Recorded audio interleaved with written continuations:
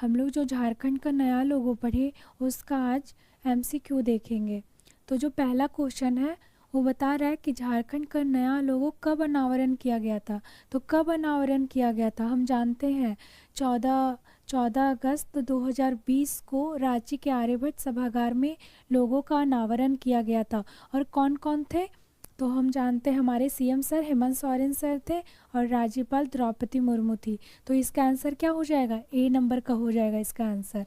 ठीक है, इसका आंसर फर्स्ट नंबर में बता रहा है 14 अगस्त 2020 को हमारे नया लोगों का अनावरण किया गया था, 15 अगस्त को नहीं, ये नहीं। अब आगे का है हमारा दूसरा क्वेश्चन आता है झारखंड का नया लोगो कब लागू किया गया था। तो कब लागू किया गया था, 15 अगस्त को। हमेशा क्वेश्चन देखना चाहिए, ऑप्शन नहीं भी देखे तो चलेगा, ऑप्शन देखने की कोई ज़रूरत नहीं है। आप ऑप्शन ना देखे, बस क्वेश्चन देखे और आंसर बता देना है। 15 अगस्त को और क्या था 2020 को ये लागू कर दिया गया था। और 74वां हमारा जो स्वतंत्रता दिवस था उसी के शुभ अवसर पे हमारा जो झारखंड का नया लोगो है वो पूरी तरीके से पूरे झारखंड में लागू किया गया था। नेक्स्ट क्वेश्चन, झारखंड का नया लोगो कहाँ पर अनावरण किया गया। तो सबको को पता है रांची के आर्यभट्ट सभागार में। ठीक है, तो ए नंबर इसका आंसर हो गया। कहाँ पे हुआ था, रांची के आर्यभट्ट सभागार में नए लोगों का अनावरण किया गया था। नेक्स्ट क्वेश्चन, झारखंड का नया लोगो अनावरण कार्यक्रम में कौन शामिल थे, कौन कौन शामिल थे। तो हमारे जो सीएम सर थे वो कौन थे, हेमंत सोरेन सर। ठीक है, और जो हमारी गवर्नर थी यानी कि राज्यपाल वो कौन थी, द्रौपदी मुर्मू। तीसरा नंबर क्वेश्चन में बता रहा है झारखंड का नया लोगो किसके द्वारा जारी किया गया था। तो किन के द्वारा जारी किया गया था, मुख्यमंत्री के दिशा निर्देश पर, राज्यपाल के दिशा निर्देश पर, मुख्यमंत्री के दिशा निर्देश पर सामूहिक रूप से। ये तीसरे नंबर इसका आंसर हो जाएगा। ठीक है, जो हमारा सी नंबर है यानी कि सी नंबर इसका आंसर हो जाएगा। मुख्यमंत्री के दिशा निर्देश पर सामूहिक रूप से हमारे झारखंड के नए लोगों का डिजाइन किया गया है, यानी कि किसी एक स्पेशल व्यक्ति का नाम नहीं है इसमें।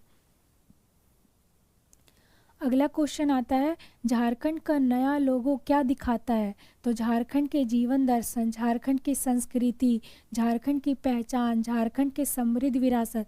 तो ऑल, इसका आंसर क्या हो जाएगा, ऑल, सभी चीज़ों को दिखाता है। अगला आता है झारखंड का नया लोगो कैसा है, वृत्ताकार है, चक्राकार है, दोनों है, त्रिभुजाकार है। तो इसे हम लोग वृत्ताकार भी बोल सकते हैं, चक्राकार भी बोल सकते हैं, तो दोनों होगा इसका आंसर। झारखंड का नया लोगो वृत्ताकार है तो यह क्या दिखाता है, झारखंड के विकास, झारखंड की प्रगति, दोनों में से कोई नहीं, दोनों। तो ये दोनों, झारखंड के विकास और झारखंड की प्रगति, ये दोनों दिखाता है। झारखंड लोगों में टोटल कितना घेरा है। तो मैं बताई थी टोटल कितना घेरा है, तो 60 + 7। छोटे छोटे जो दूसरे नंबर पे छोटे छोटे जो मैं बताई थी ईंट के बारे में कि टोटल जो ईंटों की संख्या है वो सफ़ेद कलर की है और वृत्त में है, वो टोटल कितना है 60। और बाकी जो बड़े बड़े घेरा है वो टोटल कितना है 7 है। तो टोटल कितना हो गया 67। तो इसका आंसर क्या हो जाएगा, ए नंबर इसका आंसर हो जाएगा 67। अगला आता है झारखंड लोगों में टोटल कितना बड़ा घेरा है। तो टोटल कितना बड़ा घेरा है, 7 है। पहला है, दूसरा है, ऐसे करके टोटल 7 घेरा है। ठीक है, आगे आता है अगला जो क्वेश्चन है झारखंड लोगों में टोटल कितना छोटा घेरा है। टोटल कितना छोटा घेरा है, जो छोटे छोटे हैं वो टोटल 60 है। नेक्स्ट क्वेश्चन है पहले घेरा में क्या है। तो पहले घेरा में मैं बताई थी अशोक स्तंभ, नीचे में सत्यमेव जयते लिखा हुआ है। अशोक चक्र सत्यमेव जयते बिल्कुल भी नहीं। अशोक स्तंभ झारखंड सरकार नहीं, इसमें कोई नहीं। तो कौन सा होगा, अशोक स्तंभ है और नीचे में सत्यमेव जयते लिखा हुआ है। अगला आता है झारखंड के लोगों में अशोक स्तंभ का होना क्या बताता है? तो ये संघवाद का प्रतीक माना जाता है। झारखंड भारत का अभिन्न अंग है। दोनों, दोनों में से कोई नहीं, तो ये दोनों, इसका दोनों आंसर होगा। झारखंड के लोगों में अशोक स्तंभ का होना क्या बताता है? संघवाद का प्रतीक माना जाता है और झारखंड भारत का अभिन्न अंग है, भारत से कभी भी अलग नहीं हो सकता, तो ये बताता है। नेक्स्ट क्वेश्चन है सत्यमेव जयते क्या बताता है? यानी कि अंत में हमेशा सत्य की ही जीत होती है। दूसरे घेरा का पृष्ठभूमि क्या है? मैं बताई थी ट्रिक से। इसमें क्वेश्चन आया है कि दूसरे घेरा का जो पृष्ठभूमि है वो कैसा है, तो मैं ट्रिक में क्या बताई थी? 2 और 5, यानी कि 2 जो दूसरा घेरा है और जो 5वां घेरा है, उन दोनों घेरा में कौन सा पृष्ठभूमि है? हरे रंग का। बाकी जितना भी पृष्ठभूमि है वो सारा कैसा है? सफ़ेद है। तो यहाँ पूछा जा रहा है दूसरे घेरे में, तो दूसरे घेरा में हरे कलर का पृष्ठभूमि है। अगला क्वेश्चन आता है किस घेरे में छोटे छोटे 60 सफ़ेद वृत्त या घेरा है? तो मैं बताई थी 2 नंबर का ईटा कैसा है? वृत्ताकार है। किस कलर का है? सफ़ेद कलर का है। तो ये दूसरे घेरा में हमें छोटे छोटे 7 सफ़ेद वृत्त या घेरा दिखाई देते हैं। अगला क्वेश्चन है छठा घेरा की पृष्ठभूमि कौन सी रंग की है? मैं आपको बताई थी जब भी कोई पृष्ठभूमि पूछे तो 2 और 5 याद रखना है। 2 में और 5 में हरे रंग का पृष्ठभूमि है, बाकी सारे में सफ़ेद रंग की पृष्ठभूमि है। तो इसमें किस में पूछा जा रहा है? छठे नंबर का। तो छठे नंबर में कौन सा होगा? सफ़ेद। आप ऑप्शन को देखो ही नहीं, आप हमेशा सिर्फ और सिर्फ आपको क्वेश्चन दिखाई देना चाहिए, और जैसे ही आप क्वेश्चन देखो आपके दिमाग में तुरंत आंसर आ जाना चाहिए, ऑप्शन की कोई ज़रूरत ही ना हो। अगला आता है झारखंड सरकार किस घेरा में लिखा हुआ है? तो झारखंड सरकार किस घेरा में लिखा हुआ है? तो सबसे अंतिम वाला घेरा में जिसमें कुछ है, यानी कि छठे नंबर में। 7वें घेरा में कुछ भी नहीं है, वो खाली है और हिंदी में लिखा हुआ है government of India, sorry government of, यहाँ झारखंड होगा, इंडिया टाइपिंग मिस्टेक हो गया है। तो गवर्नमेंट ऑफ झारखंड किस घेरा में लिखा हुआ है?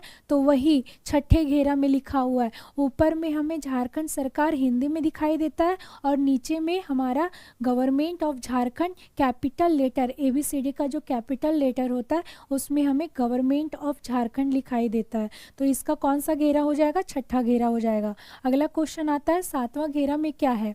7वां घेरा में हम जानते हैं 7वां घेरा में क्या है? खाली है और पृष्ठभूमि सफ़ेद है।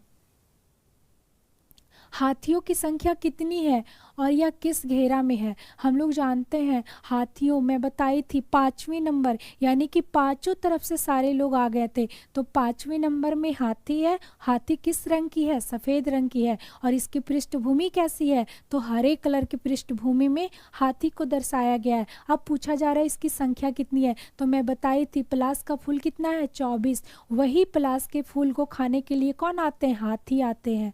तो कितना हो जाएगी? कितने हाथी आते हैं? 24 फूल है तो 24 हाथी आएंगे उसे खाने के लिए। ऐश्वर्य का प्रतीक किसे माना गया है? तो हाथी को, कोयल, शेर, चीता ऐश्वर्य का प्रतीक। ऐश्वर्य का मतलब क्या होता है? संपन्न, भरा, पूर्ण, पूरी तरीके से भरा हुआ। ठीक है, हर चीज़ से, संसाधन हो या हमारी जो प्राकृतिक संसाधन हो या फिर हमारा जो कल्चर हो, ग्रेट हेरिटेज हो, हमारा समृद्ध विरासत हो, वो सारे तरीके से भरा पूर्ण है, संपन्नता दिखाता है। तो ऐश्वर्य हाथी को माना गया है।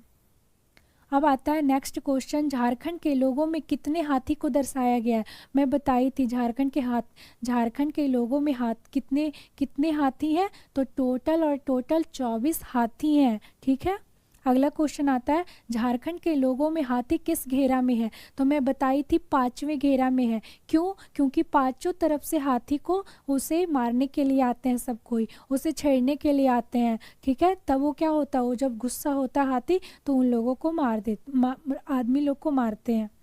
अगला क्वेश्चन आता है झारखंड के लोगों में हाथी किस रंग के हैं? तो मैं बताई थी सफ़ेद रंग का है। किस रंग का है? सफ़ेद रंग का है। पृष्ठभूमि हरा होगा।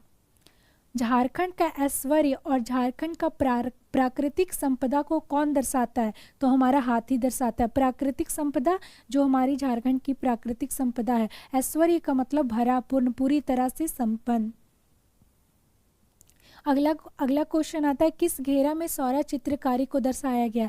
जब भी सौरा चित्रकारी का मतलब नृत्य करते हुए, और वो किस घेरे में है, तो तीसरे घेरे में है। क्यों तीसरे घेरे में है, क्योंकि तीसरे घेरे में 3 लोग डांस कर रहे हैं, एक बेबी भी है, बच्चा है, जो जिसको हम लोग देख नहीं सकते, उसे अभी नहीं बोला गया कि जब बड़े हो जाओगे तब आपको दिखाई देगा। तो उसमें सिर्फ और सिर्फ स्त्री और पुरुष, यानी कि उस बच्चे के जो मम्मी पापा हैं उन्हीं का दिखाई गए, उन्हीं का सिर्फ तस्वीर दिखाया गया है। सौरा चित्रकारी में कितने मानव की आकृति है, टोटल 48 है।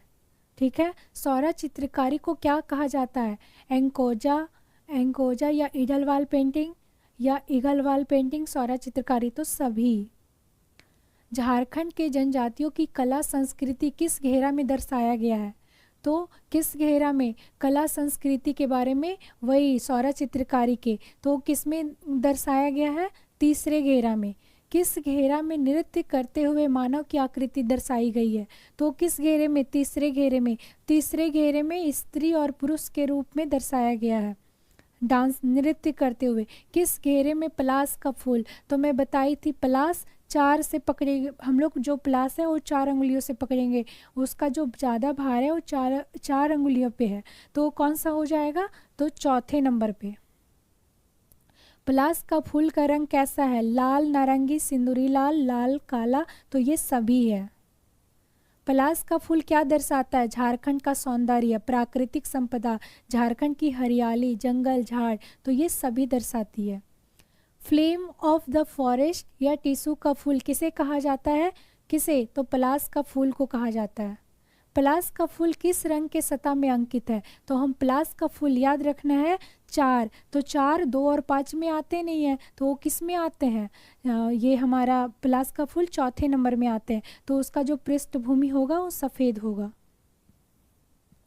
खंड के नए लोगों में कितने पलास का फूल है, तो मैं बताई थी 24 हाथी और 24 पलास को फूल को खाने के लिए आते हैं, तो टोटल 24 है। झारखंड के पुराने राजकीय चिन्ह में कितने जे अक्षर हैं, तो मैं बताई थी जे अक्षर है, 4 जे अक्षर है। झारखंड के पुराने राजकीय चिन्ह में ब्लैंक क्या है, अशोक चक्र, अशोक स्तंभ, राष्ट्रीय ध्वज, तो अशोक चक्र है जो प्रगति को बताता है। पुराने लोगों में जे किस रंग का है, तो हरे रंग का है।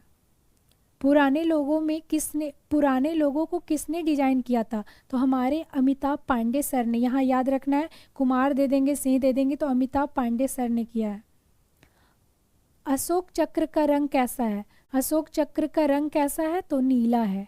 ठीक है, तो ये हो गया सारा हमारा, ये हो गया सारा MCQ हमारा हो गया।